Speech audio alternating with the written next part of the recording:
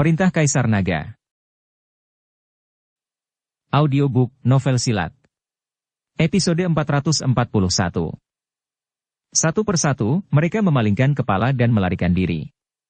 Mereka tahu bahwa selama mereka berlari ke kota binatang, mereka akan selamat. Tapi begitu mereka menoleh, mereka merasakan angin kencang datang, dan kemudian pedang yang sangat tajam menembus tubuh mereka. Tubuh beberapa biksu juga langsung terpotong, karena mereka berlari sangat cepat sehingga tubuh bagian bawah mereka masih berlari, tetapi tubuh bagian atas mereka sudah terpisah dan jatuh ke tanah. Pemandangan menakutkan ini langsung membuat kaki Yusef sangat lemas sehingga dia tidak bisa bergerak sama sekali. Dev Chen mengeluarkan pil binatang dari para biksu itu lagi, dan melihat Yusef dengan dingin. Pada saat ini, Yusef adalah satu-satunya yang tersisa. Ketakutan yang luar biasa membuat tubuh Yusef mulai gemetar. Jika kau tidak mengejar keluar kota, aku tidak pernah berpikir untuk membunuhmu di kota, tapi aku tidak menyangka kau akan keluar dan mencari kematianmu sendiri. Dev Chen berkata dengan dingin pada Yusef. Tidak, jangan bunuh aku. Jika kau membunuhku, kau akan mati dengan menyedihkan. Ayahku tidak akan memaafkanmu, dan saudaraku tidak akan memaafkanmu. Saudaraku adalah pendekar pedang terkenal di kota binatang. Pedang di tangannya jauh lebih cepat darimu. Yusef ingin menggunakan kekuatan keluarganya untuk mengancam supaya Dev Chen tidak membunuh dirinya. Apakah kau mengancamku? Mata Dev Chen menjadi dingin, dan kemudian cahaya pedang menuju Yusef dengan kecepatan yang sangat cepat. Puff! Sebuah pedang menembus langsung ke dada Yusef, dan kemudian tubuh Yusef terpaku ke tanah. Yusef hanya merasakan ledakan rasa sakit, dan matanya semakin ketakutan, tapi dia tidak bisa bergerak sama sekali, dia hanya bisa menatap mata dingin itu. Saya paling tidak suka diancam. Dev Chen memegang pedang pembunuh naga, menatap Yusef yang tertikam. Meskipun Yusef ditusuk, dia belum mati. Bagaimanapun, dia adalah seorang biksu di alam Mahayana, dan pedang ini belum bisa membunuhnya. Apalagi dengan tembakan pedang ini, Dev tidak berniat membunuh Yusef sekaligus. Dia berencana untuk menyiksa Yusef, dan membicarakannya. Dev Chen mencabut pedang pembunuh naga, lalu mengayunkan pedang, memotong kaki Yusef. Sekarang Yusef telah menjadi pria tanpa kaki. Dengan berlumuran darah, Yusef berteriak getir. Teriakan terdengar di sekitar, tetapi tidak ada tanggapan dari sekitar. Diperkirakan beberapa biksu yang lewat, melihat pemandangan yang menakutkan ini, pasti sudah lama ditakuti. Lagi pula, bukan urusan mereka untuk ikut campur, tidak ada yang mau ikut dalam masalah. Melihat Yusef yang kesakitan, Dev Chen tertawa. Sekarang Dev Chen perlahan-lahan telah diintegrasikan dirinya ke dalam aturan hukum rimba di dunia surga dan manusia. Jika Anda ingin pihak lain takut pada diri Anda sendiri, tidak ada jalan lain selain kekejaman dan kekuatan. Meyakinkan orang dengan kebajikan hanyalah pernyataan yang dibuat oleh dunia sekuler untuk mengendalikan pikiran semua orang. Di dunia surga dan manusia ini, itu tidak berlaku sama sekali. Yusef melihat kakinya yang terpotong, dan dia menyesalinya sampai mati pada saat ini. Dia menyesal mengapa dia harus terus memprovokasi Dev, dan menyesal mengapa dia pergi keluar kota. Demi apa yang disebut wajah, dia khawatir dia bahkan akan kehilangan hidupnya sekarang. Meskipun kaki Yusef terpotong, Dev Chen tidak berencana untuk melepaskannya. Dia tahu bahwa penjahat seperti ini, begitu dia kembali hidup-hidup, pasti akan membalas dengan membabi buta, jadi dia harus menyingkirkan sampai akarnya. Melihatmu dalam kesakitan seperti ini, izinkan aku memberimu waktu yang menyenangkan. Setelah Dev Chen berbicara, pedang pembunuh naga akan memotong lagi. Hentikan! Ada teriakan marah. Kemudian selusin sosok datang dengan cepat dari kejauhan, dipimpin oleh Kapten Zhou, kepala penjaga penjara. Tubuhnya yang tinggi membuatnya terlihat dari jarak jauh. Kapten Zhou, tolong, tolong. Melihat Kapten Zhou datang, Yusef buru-buru berteriak. Dia awalnya mengira dia pasti akan mati, tetapi dia tidak menyangka Kapten Zhou tiba tepat waktu. Dia tidak akan mati kali ini. Kapten Zhou mau tidak mau mengerutkan kening saat melihat para biksu yang telah tewas secara tragis, serta Yusef, yang kakinya telah terpotong. Hei bocah! Kau sangat berani, Kau tidak hanya melarikan diri dari penjara, tetapi kamu juga berani menyakiti orang lain, bahkan berani menyakiti Tuan Muda Kyo. Kapten Zhou memandang Dev Chen dan berkata dengan mata dingin. Dev Chen hanya melirik Kapten Zhou dengan dingin dan berkata, "Bukan urusanmu di sini. Pergi dan jangan menyebabkan dirimu mati. Seseorang secara alami akan memberi Anda penjelasan tentang pelarian saya dari penjara." Diperkirakan Eren sudah masuk ke penjara dengan perintah amnesti kali ini. Kalaupun ada perintah amnesti, bukan syarat kau kabur dari penjara, apalagi kau berani menyakiti orang. Kapten Zhou meraung. Sepertinya kau harus menangkapku. Aura pembunuh di tubuh Dev mulai menyebar. Jika Kapten Zhou ini tidak tahu apa yang baik atau buruk dan bersikeras melakukannya, maka Dev tidak keberatan membunuhnya juga. Kapten Zhou ini hanya tingkat 4 di alam Mahayana. Sangat mudah untuk membunuhnya. Di luar kota binatang ini, Dev Chen tidak tunduk pada aturan apapun, dan dapat menggunakan semua kekuatan di tubuhnya. Tidak seperti di kota binatang, Dev Chen hanya bisa menggunakan kekuatan ras binatang dengan hati-hati. Tentu saja aku akan menangkapmu, bocah. Setelah Kapten Zhou selesai berbicara, memegang pisau panjang di tangannya, dia langsung menyerang ke arah Dev. Dev Chen menyaksikan Kapten Zhou menyerang dengan pisau panjang di tangannya, jejak sikap dingin melintas di matanya. Dia menggelengkan kepalanya sedikit dan berkata dengan dingin, "Karena kau tidak tahu bagaimana hidup atau mati, jangan salahkan aku karena bersikap kasar." Kapten Zhou memimpin, dan lebih dari selusin penjaga di belakangnya juga menunjukkan senjata mereka dan mengikutinya. Mereka dengan cepat menyebar, membentuk formasi, dan mengepung mereka di tengah. Kapten Zhou meraung, "Orang gila yang lancang, kau tidak bisa melarikan diri dengan sayapmu hari ini." Setelah itu, dengan lambaian pisau panjang di tangannya, dia menebas ke arah Dev dengan aura pisau yang tajam. Dev Chen berdiri di tempat, tidak bergerak, seolah-olah dia sama sekali tidak menanggapi serangan itu dengan serius. Tepat ketika aura pedang hendak mencapainya, dia dengan lembut mengambil pedang pembunuh naga di tangannya dan dengan mudah menyelesaikan aura pedang. "Hanya itu yang bisa kau lakukan." Sudut mulut Dev Chen sedikit terangkat, menunjukkan senyum jijik. Wajah Kapten Zhou tenggelam, dia tidak menyangka Dev Chen akan meredakan serangannya dengan mudah. Tepat ketika Kapten Zhou memimpin orang-orangnya untuk menyerang Dev, Yusef diam-diam menghancurkan sepotong batu giok, yang merupakan sinyal untuk meminta bantuan keluarga. Terlepas dari apakah Kapten Zhou dapat mengalahkannya atau tidak, Yusef hanya berharap dia dapat mengandalkan keluarganya sendiri untuk menyelamatkan dirinya. Pada saat ini, Kapten Zhou memandang Dev dengan wajah muram, lalu berteriak, "Formasi!" Ketika lebih dari selusin penjaga mendengar perintah itu, mereka segera mengubah formasi mereka, dan sinar cahaya memancar dari mereka, terhubung satu sama lain untuk membentuk formasi yang kuat. Dalam formasi, tekanan tiba-tiba meningkat, seolah-olah sebuah gunung besar sedang menekan Dev. Dev Chen merasakan tekanan di sekitarnya, namun tetap terlihat tenang. Pedang pembunuh naga di tangannya bergetar sedikit, dan kekuatan yang kuat terpancar keluar. Potong! Dev Chen dengan suara ringan, pedang pembunuh naga berayun ke depan. Cahaya pedang yang terang melintas dan menebas langsung ke formasi. Cahaya pedang bertabrakan dengan formasi dan mengeluarkan suara keras. Formasi bergetar hebat, dan cahaya berkedip-kedip dengan tidak pasti. Tapi hanya dalam sekejap, formasi itu terpotong oleh cahaya pedang. Lebih dari selusin penjaga terguncang ke tanah dan terbang keluar, memuntahkan darah dari mulut mereka. Mereka memandang Dev Chen dengan ngeri, hati mereka penuh ketakutan. Kapten Zhou terkejut saat melihat formasinya rusak. Dia tahu bahwa dia telah meremehkan kekuatan Dev, tetapi saat ini tidak ada jalan mundur. Dia menggertakkan giginya, mengacungkan pisau panjangnya lagi, dan bergegas menuju Dev. Dev Chen melihat Kapten Zhou yang bergegas mendekat, jejak niat membunuh melintas di matanya, sosoknya melintas, dan dia langsung muncul di depan Kapten Zhou. Kapten Zhou hanya merasakan sekuntum bunga di depannya, Dev sudah tiba di depannya, sebelum sempat bereaksi, pedang naga di tangan Dev telah menembus dadanya. Kapten Zhou buru-buru melambaikan pedangnya untuk melawan, tetapi kecepatan Dev terlalu cepat dan kekuatan Dev terlalu besar, dan pedangnya tidak dapat menghalangi pedang pembunuh naga sama sekali. Puff! Pedang pembunuh naga langsung menusuk dada Kapten Zhou, darah menyembur keluar, mata Kapten Zhou melebar, wajahnya luar biasa.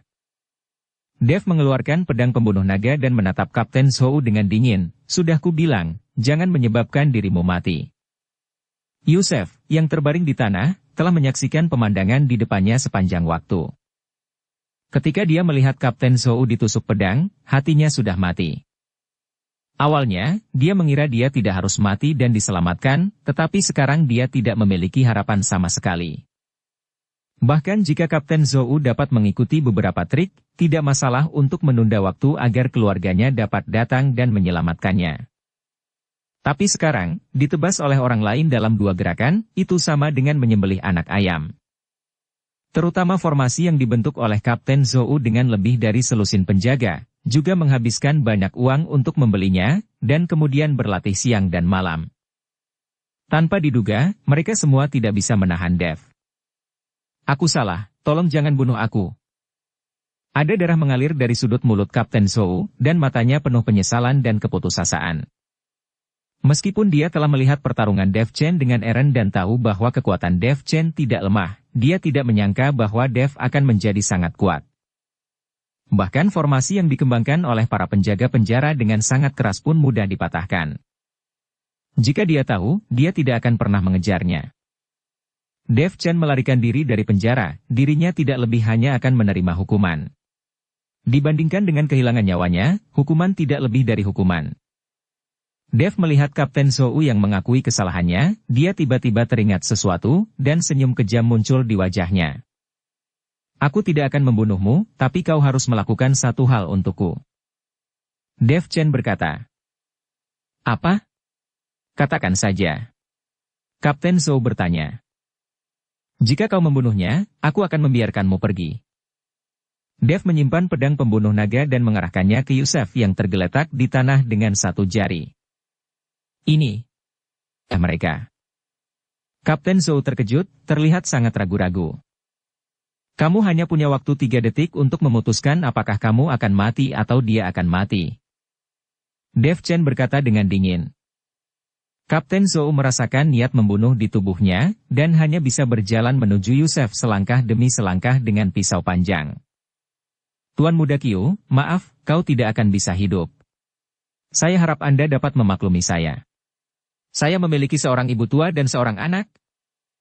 Kapten Zhou memandang Yusef dan berkata tanpa daya. "Sampah bermarga Zhou, jika kau membunuhku, apakah kau tahu apa konsekuensinya? Ayahku akan membunuh seluruh keluargamu dan menghukum 9 sukumu." Yusef tidak menyangka Dev Chen membiarkan Kapten Zhou membunuh dirinya. Ini terlalu berbahaya. Keluarga dan 9 suku itu adalah masalah di masa depan. Lebih baik aku menyelamatkan hidupku sekarang. Saya minta maaf. Setelah Kapten Zhou selesai berbicara, dia langsung mengangkat pisau panjang di tangannya dan menebas Yusef. Wus! Dentang! Tiba-tiba terdengar suara garing, dan pisau di tangan Kapten Zhou langsung terkena cahaya putih, dan pisau panjang itu langsung patah menjadi 2. Dan Kapten Zhou mundur beberapa langkah. Seorang pria yang terlihat agak mirip dengan Yusef datang dengan cepat, sangat cepat, dan dia ada di depannya dalam sekejap mata. "Kakak!" Yusef langsung menangis saat melihat orang yang datang itu. Kakak tertua Yusef, Tulson Qiu, yang datang ke sini. Rambut panjang Tulson melayang, seluruh aura tubuhnya terkondensasi seperti kabut, dan dia membawa pedang panjang di belakangnya. Dia memiliki sikap seorang pendekar pedang. Dilihat dari aura tubuh Tulson, biksu tingkat 5 di alam Mahayana. Tulson melirik keadaan tragis Yusef, sedikit mengerutkan kening, dan menatap Kapten Zhou dengan dingin. Merasakan tatapan Tulson, Kapten Zhou terkejut, dan buru-buru menjelaskan, "Tuan Muda Qiu, baru saja aku desir." Wus! Sebelum Kapten Zhou selesai berbicara, dia melihat cahaya putih melintas. Tulson bergerak, dan dia memotongnya dengan pedang secara langsung. Kapten Zhou langsung terbelah 2, dan dia mati. Dan pedang di punggung Tulson sepertinya belum pernah bergerak sebelumnya, karena kecepatannya terlalu cepat, banyak orang tidak dapat melihatnya dengan jelas sama sekali. Kapten Zhou adalah anggota istana penguasa kota, namun Tulson tidak ragu-ragu sama sekali saat membunuhnya. Ini menunjukkan bahwa Tulson bahkan lebih kejam dari Yusef. Apakah kau melukai adikku? Setelah membunuh Kapten Zhou, Tulson memandang Dev Chen dengan dingin dan bertanya. Kau bisa menebaknya? Dev tersenyum samar. Meskipun Tulson ini adalah tingkat kelima di alam Mahayana, tapi Dev Chen tidak takut. Meskipun Tulson ini benar-benar memiliki kemampuan, Dev sama sekali tidak ada masalah dengan perlindungan diri. Kakak, itu dialah yang memukuliku, dan dia mengambil pil binatang buasku, dan kakiku juga dipotong olehnya. Kau harus membalaskan dendamku, kamu harus membalaskan dendamku. Yusef menangis keras, membiarkan saudaranya membalaskan dendamnya. Jangan khawatir, aku tidak akan membiarkannya pergi hidup-hidup. Saya juga akan menemukan cara untuk menyambungkan kaki Anda yang terpotong. Tulson memandang Dev dengan dingin, niat membunuh di matanya sangat kuat. Oh, menyambungkan kaki, benarkah? Dev Chen tersenyum, melambaikan tangannya dengan santai, dan cahaya putih langsung menyala, dan kaki Yusef yang terpotong langsung berubah menjadi bubuk. Semuanya sudah menjadi bubuk, mari kita lihat apa lagi yang bisa digunakan untuk menyambungkannya. Kau. Sialan. Tulson tidak menyangka Dev sangat merajalela. Dia hanyalah seorang biksu di alam kesengsaraan transendensi. Dari mana dia mendapatkan kepercayaan diri ketika menghadapi tingkat 5 di alam Mahayana secara langsung, dia bisa saja tidak bermoral. Bocah bajingan. Pergilah ke neraka. Tulson berteriak dengan marah, pedang panjang di belakangnya tiba-tiba terhunus, dan aura pedang yang ganas menyapu langit, langsung mengaduk kehampaan, dan niat pedangnya bersinar. Pedang roh? Tanpa diduga, kau juga memiliki pedang roh? Dev Chen agak tidak menduga, karena pedang di punggung Yusef ternyata adalah pedang roh, dan dia jelas-jelas memiliki roh pedang itu. Anda harus tahu bahwa sangat sulit bagi pedang roh untuk memiliki roh pedang. Bahkan jika itu memiliki roh pedang, sangat rumit untuk mencerahkan roh pedang. Kalau tidak, roh pedang itu seperti mesin, dan tidak ada emosi sama sekali. Zhongli, roh pedang dalam pedang pembunuh naga, sekarang bisa bertransformasi menjadi sosok orang yang utuh, bukan hanya tubuh roh, tetapi juga memiliki pikiran yang utuh. Aku tidak menyangka kau tahu pedang roh. Jika aku membiarkanmu mati di bawah pedang rohku hari ini, kau tidak bingung. Pedang panjang di tangan Tulson terus bergerak, dan niat pedangnya vertikal dan horizontal. Mata Dev bergerak sedikit, dan pedang pembunuh naga di tangannya juga berayun mengikuti permainan, dan cahaya pedang juga menebas kehampaan, lalu kedua cahaya pedang itu bertabrakan. Dengan suara memekakan telinga, kedua cahaya pedang itu menghilang pada saat bersamaan. Seluruh kehampaan kembali tenang, Dev hanya merasakan sedikit mati rasa di telapak tangannya. Dan Tulson itu membuka matanya lebar-lebar, menatap Dev Chen dengan tak percaya. Dia tidak menyangka bahwa di bawah serangannya sendiri, Dev benar-benar bisa menahannya dengan santai, dan Dev belum jatuh. Anda harus tahu bahwa pedang di tangannya adalah pedang roh, Anda memiliki roh pedang, dan roh pedang telah membuka pikiran Anda. Mungkinkah anak itu juga memiliki pedang roh di tangannya? Tulson menatap pedang pembunuh naga di tangan Dev, seolah ingin melihat sesuatu. Mata Tulson setajam elang dan celepuk, terkunci pada pedang pembunuh naga di tangan Dev, dan keterkejutan di hatinya melonjak seperti air pasang. Dia tidak pernah menyangka bahwa biksu alam kesengsaraan transendensi yang tampaknya biasa depannya juga memiliki pedang roh, dan menilai dari pukulan barusan, kekuatan pedang spiritual ini sama sekali tidak kalah dengan miliknya. Kau, pedangmu juga pedang roh? Seolah ingin melihat sesuatu. Suara Tulson bergetar tak percaya. Dia tidak bisa mengerti mengapa seorang biksu dengan alam yang jauh di bawahnya bisa memiliki harta yang begitu berharga. Dev Chen tersenyum acuh tak acuh, pedang pembunuh naga di tangannya sedikit bergetar, seolah menanggapi kebanggaan pemiliknya. Ya, ini pedang pembunuh naga, yang telah bersamaku selama bertahun-tahun, dan roh pedang di pedang ini juga telah tercerahkan. Sebelum suara itu jatuh, cahaya terang tiba-tiba muncul dari pedang pembunuh naga. Sosok roh pedang Zhongli tampak menjulang, dan aura kuno dan agung mengisinya. Meskipun Zhongli tidak muncul, niat pedang yang tak terlihat telah memperkuat udara di sekitarnya, seolah-olah waktu telah mandek untuk itu. Setelah melihat ini, ekspresi Tulson tiba-tiba berubah. Dia tahu betul apa artinya tercerahkan oleh roh pedang. Ini bukan hanya penggandaan kekuatan pedang, tetapi juga perluasan ambisi roh pedang, dan perwujudan integrasi sempurna antara pedang dan manusia. Meskipun dia juga memiliki roh pedang, sebaliknya, dia tampaknya tidak memiliki pesona tertentu yang tak terlukiskan. Bahkan jika itu adalah pedang roh, lalu kenapa dengan itu? Hari ini aku pasti akan membunuhmu di sini. Tulson berteriak dengan marah, kekuatan spiritual di seluruh tubuhnya melonjak dengan deras, dan pedang spiritual di belakangnya juga membuat nyanyian naga yang memekakkan telinga, rune di tubuh pedang berkedip-kedip, dan niat pedang yang kuat melonjak seperti air pasang, bergegas langsung ke langit. Setelah Dev melihat ini, seringai muncul di sudut mulutnya, dan pedang pembunuh naga tiba-tiba terangkat, dengan ujung pedang mengarah langsung ke langit.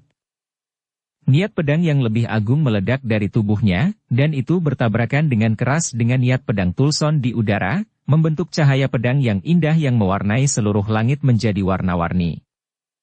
Duel pedang kehendak tergantung pada pedang siapa yang lebih tajam dan kemauan siapa yang lebih kuat. Suara Dev bergema dalam cahaya pedang, dan cahaya pada pedang pembunuh naga menjadi semakin menyilaukan. Sosok roh pedang Zhongli akhirnya muncul sepenuhnya, memegang pedang panjang, dan berkonfrontasi sengit dengan roh pedang Tulson di kehampaan. Dua roh pedang besar, satu agung dan sederhana, yang lain galak dan mendominasi. Setiap tabrakan di antara mereka disertai dengan raungan yang memekakkan telinga, seolah-olah menghancurkan dunia. Cahaya pedang berkedip-kedip, niat pedangnya vertikal dan horizontal, dan setiap cahaya pedang mengandung kekuatan yang cukup untuk menghancurkan gunung dan sungai. Wajah Tulson penuh dengan keterkejutan dan keengganan. Dia awalnya berpikir bahwa dengan basis kultivasi tingkat 5 di alam Mahayana dan kekuatan pedang roh, dia cukup untuk dengan mudah menghancurkan Dev, tetapi kenyataannya memberinya pukulan telak. Kekuatan niat pedang Dev dan kekuatan roh pedangnya jauh melebihi harapannya. Bagaimana ini mungkin? Ada jejak keputusasaan dalam suara Tulson. Dia bisa merasakan bahwa saat pertempuran berlanjut, niat pedangnya dengan cepat habis, tetapi sepertinya tidak ada habisnya, dan setiap serangan menjadi semakin sengit. Anda tahu, di kolam pencucian pedang di sekte pemurnian senjata, ilmu pedang yang tak terhitung jumlahnya telah diserap. Itu lebih baik daripada pedang Tulson ini hampir tidak ada artinya. Yusef di samping sudah ketakutan dan tidak bisa berkata-kata karena terkejut. Dia awalnya berpikir bahwa dengan bantuan saudaranya, dia dapat dengan mudah membalas dendam, tetapi pemandangan di depannya membuatnya benar-benar putus asa. Dia belum pernah melihat pertempuran yang begitu mengerikan, dan dia tidak menyangka itu akan begitu kuat. "Saudaraku, selamatkan aku." Suara Yusef menangis. Dia mencoba meminta bantuan Tulson, tetapi dalam duel pedang yang sengit ini, Tulson tidak punya waktu untuk mengurusnya.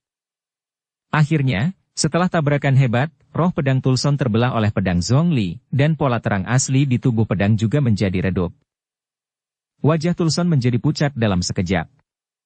Dia menghabiskan banyak upaya untuk menumbuhkan roh pedang ini, hampir seperti anaknya sendiri.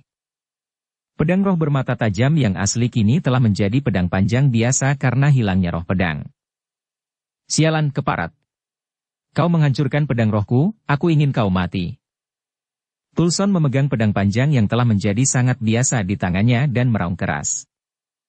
Bahkan ketika pedang panjang itu menjadi biasa, Tulson mengangkatnya tinggi-tinggi, dan bagian depan pedang memantulkan cahaya dingin es. Saya melihat aura api Tulson mengalir di sekelilingnya tanpa henti, dan tubuhnya perlahan melayang. Ketika aura di tubuh Tulson meledak sepenuhnya, dia langsung melepaskan pedang panjang di tangannya. Dukung channel Novel Silat dengan subscribe, follow, like, komen dan share. Bahkan tanpa roh pedang, pedang panjang Tulson meledak dengan cahaya putih pada saat ini, dan kemudian berubah menjadi 10, 100 dan seterusnya. Itu hanya sesaat, dan perlahan-lahan dalam kehampaan, ribuan cahaya pedang tampak luar biasa. Cahaya pedang ini semuanya horizontal dalam kehampaan, mengarah lurus ke arah Dev. Ribuan pedang menyerang bersama-sama. Tubuh Tulson juga penuh sesak aura, dan meledak hingga ekstrim. Desir, desir. Wus. Segera setelah itu, puluhan ribu cahaya pedang, seperti meteor, memenuhi langit dan menuju Dev. Gerakan ini seperti 10.000 meriam yang ditembakkan bersama, mengejutkan dunia. Yusef, yang awalnya putus asa, langsung tersenyum ketika melihat saudaranya telah menggunakan jurus pamungkasnya. Ternyata masih ada beberapa trik ya. Mata Dev sedikit terkondensasi, lalu dia mengangkat pedang pembunuh naga di tangannya. Ilmu pedang 9 bayangan. Bersamaan dengan pedang pembunuh naga, semburan cahaya meledak, dan kemudian beberapa sosok terus muncul. Pada akhirnya, 7 Dev yang identik muncul di depan Tulson.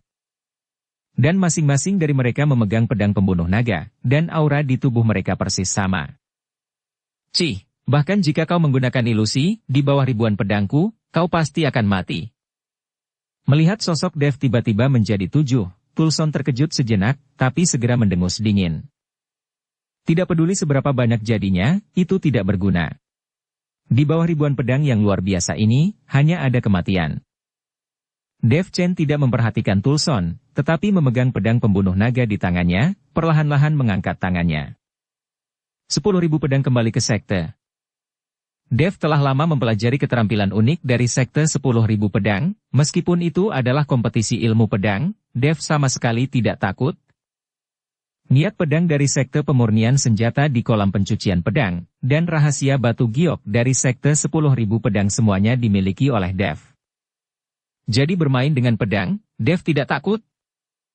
7 Dev yang identik, pada saat yang sama mengeluarkan jurus 10.000 pedang kembali ke sekte. Pada saat ini, seluruh langit diselimuti cahaya pedang pembunuh naga. Dibandingkan dengan 10.000 cahaya pedang Tulson, Dev Chen memiliki 70.000 cahaya pedang. Apakah itu kuantitas atau kepadatan? Itu tidak sebanding. Ribuan cahaya pedang Tulson langsung hancur di depan jurus 10.000 pedang kembali ke sekte, dan tidak ada satupun cahaya pedang yang bisa mendekati Dev. Bahkan jika 10.000 cahaya pedang bertabrakan dan menghilang, tetapi pukulan ini, serta cahaya pedang yang luar biasa ini, menyerbu ke arah Tulson. Tulson tampak bodoh, dan pedang panjang di tangannya terjatuh ke tanah. Kabur. Lari. Tulson hanya memiliki satu pikiran di dalam hatinya, dan itu adalah melarikan diri. Dia tidak berani bertarung lagi, menggertakkan giginya dengan tiba-tiba, berubah menjadi aliran cahaya, dan berlari menjauh ke kejauhan. Kecepatan Tulson sangat cepat, karena takut ditangkap oleh cahaya pedang di belakangnya. Adapun adik laki-lakinya, Tulson bahkan tidak melihatnya. Setelah Dev melihat ini, dia tidak mengejar, tetapi perlahan-lahan menyingkirkan pedang pembunuh naga.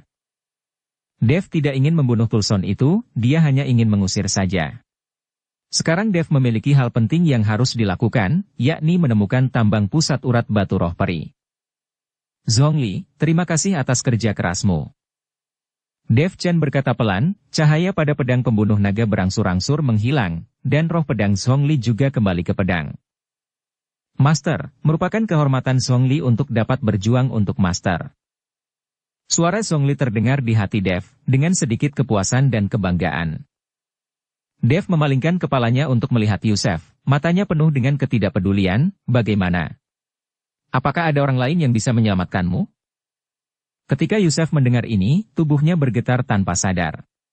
Dia tahu bahwa dia telah benar-benar kehilangan harapannya, dan apa yang menunggunya adalah rasa sakit dan siksaan yang tak ada habisnya.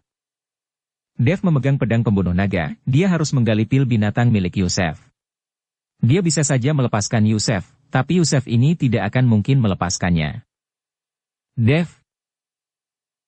Tepat ketika Dev Chen hendak memulai dan menggali pil binatang milik Yusef, seseorang tiba-tiba memanggilnya. Saya melihat Melani berlari bersama saudara laki-lakinya. Ternyata kakak laki-laki Melani menyadari bahwa Dev tidak mengikuti mereka, jadi dia hanya bisa menarik Melani kembali.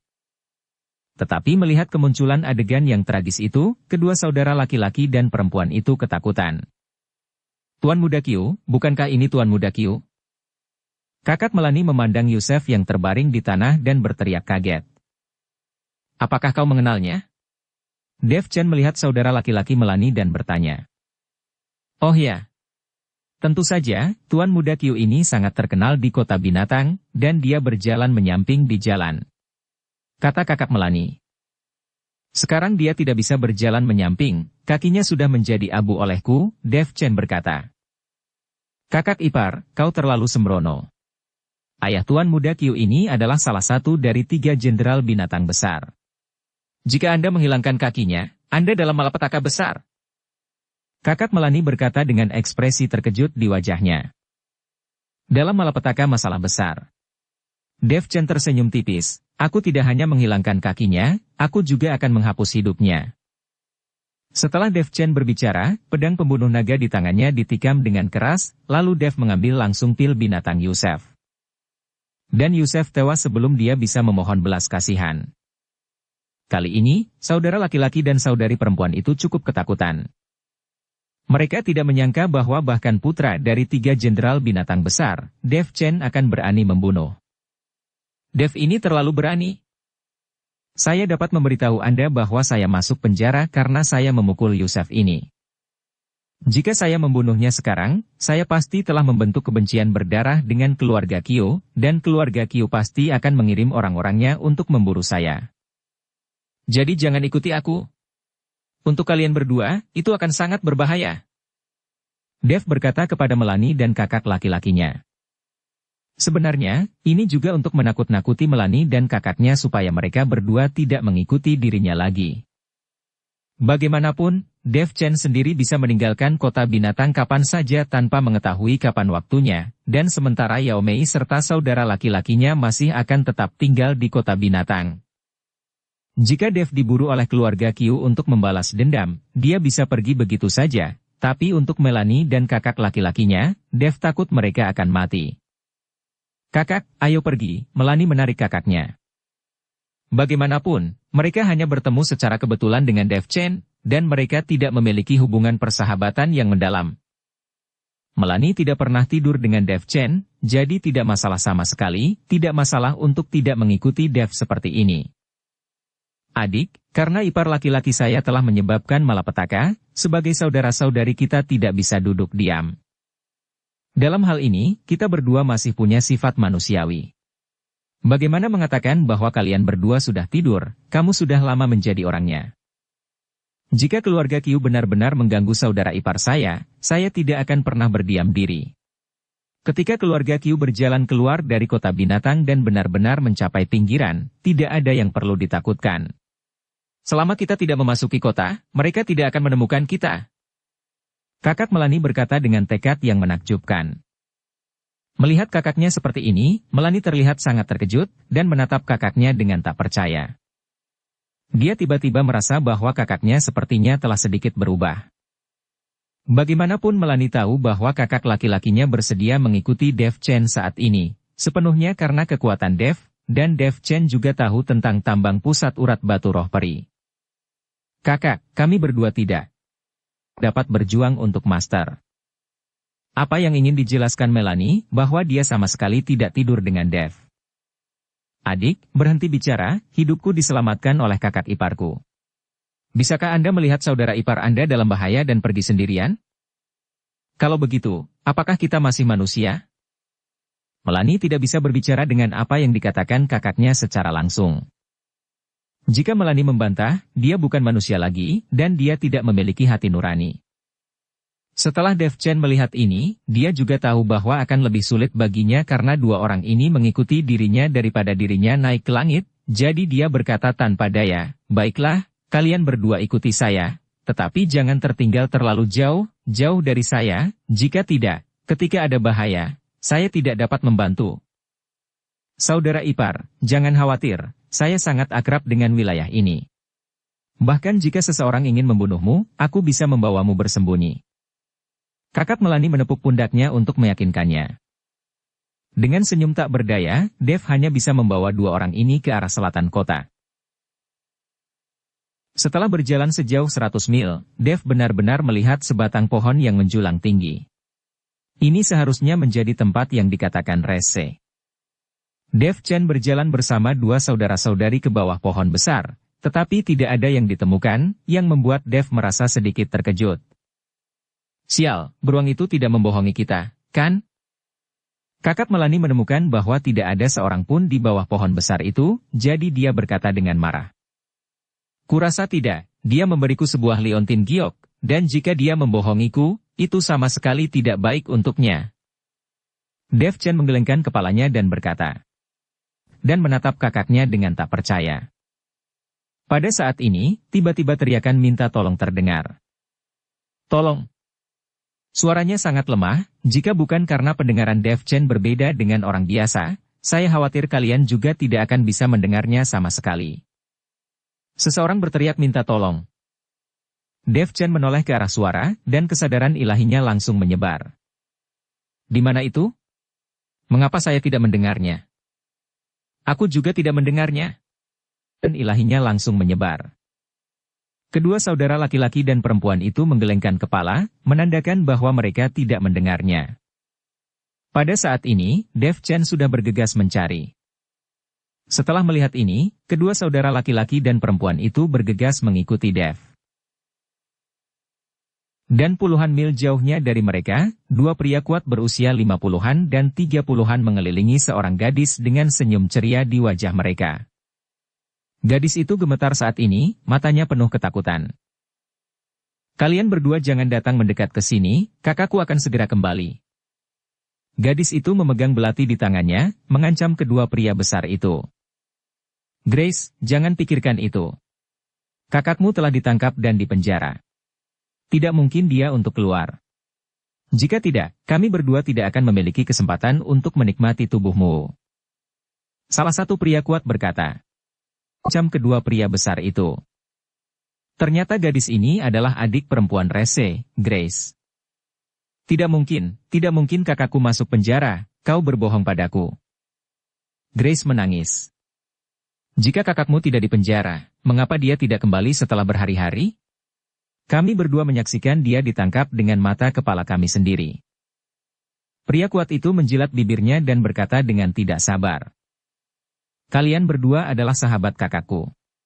Ketika Anda melihatnya di penjara, Anda tidak mempedulikannya dan datang untuk menggertak saya. Apakah kamu masih manusia? Grace mengutuk dengan marah, Anda harus tahu bahwa kedua pria kuat ini adalah teman Rese.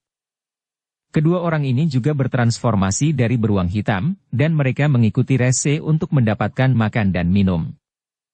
Tapi sekarang Rese telah ditangkap dan dipenjara, mereka berdua akan melakukan sesuatu pada Grace.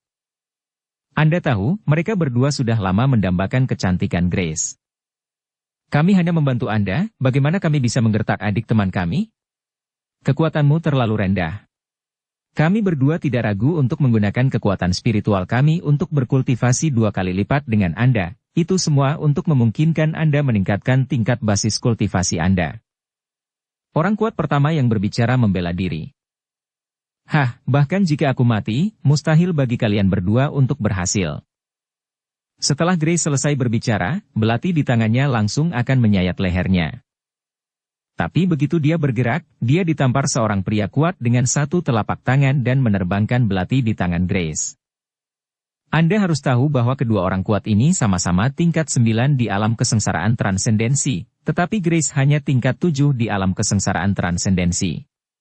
Tidak mungkin menjadi lawan dari kedua orang ini sama sekali. Setelah menghempaskan belati di tangan Grace ke udara, mereka berdua langsung bergegas, satu persatu memegang lengan Grace, seolah membelah Grace menjadi 2. Aku akan bobok celengannya terlebih dulu.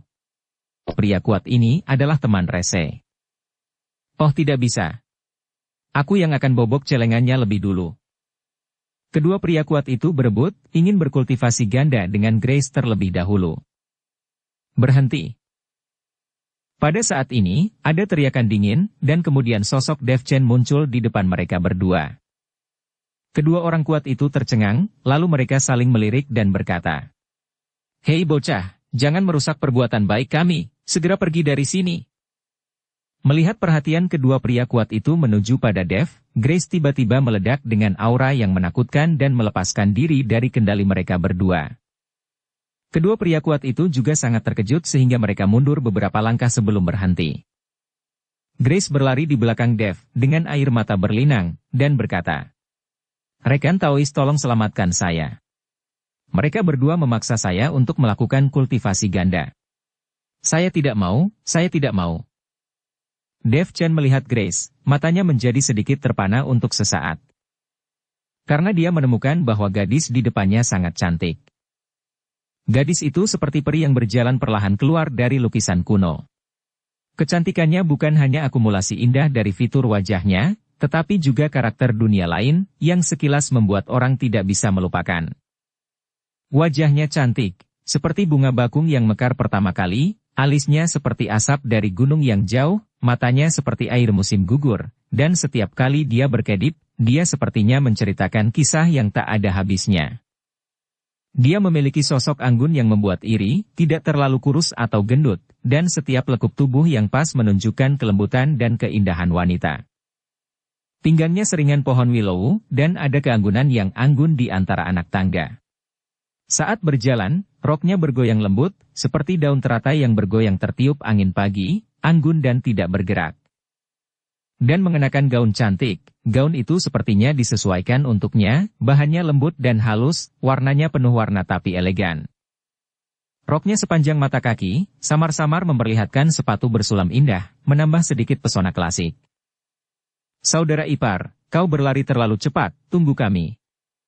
Pada saat ini, kedua saudara laki-laki dan perempuan itu mengejar Dev. Namun saat kakak Melanie melihat Grace, dia tertegun sejenak, matanya lurus, dan air matanya langsung mengalir. Wow! Sangat indah, cantik sekali, bagaimana bisa ada wanita yang begitu cantik? Kakak Melanie mau tidak mau berkata. Melanie memandang Grace di depannya, dan dia sedikit malu pada dirinya sendiri. Dibandingkan dengan Grace, dia benar-benar wanita biasa. Hei bocah, jika kau tidak ingin mati, menjauhlah dariku. Jangan tunda urusan bisnis kami. Seorang pria yang kuat sepertinya sedikit tidak sabar dan berteriak keras. Pada saat ini, Melanie dan kakak laki-lakinya bereaksi dan melihat kedua pria kuat itu. Rekan Taois, selamatkan aku, tolong selamatkan aku. Ada air mata di mata Grace, itu sangat menyedihkan. Gadis cantik, jangan takut, aku akan melindungimu. Kakak Melanie tiba-tiba berdiri di depan Grace dengan ekspresi lurus di wajahnya. Setelah Dev Chen melihat kakak Melanie, dia tidak bisa menahan senyum dan berkata, "Bisakah kau mengalahkan mereka berdua?" Kakak Melanie memandang kedua pria kuat itu, lalu menggelengkan kepalanya dan berkata, "Aku tidak bisa melakukannya. Jika Anda memukul mereka berdua, itu pasti mudah." Kakak Melanie telah melihat kemampuan Dev Chen, jangankan hanya biksu tingkat 9 di alam kesengsaraan transendensi, bahkan mempermainkan biksu tingkat 4 di alam Mahayana, itu juga mudah dan menyenangkan. Terlebih lagi, banyak biksu dari keluarga Qiu baru saja terbunuh.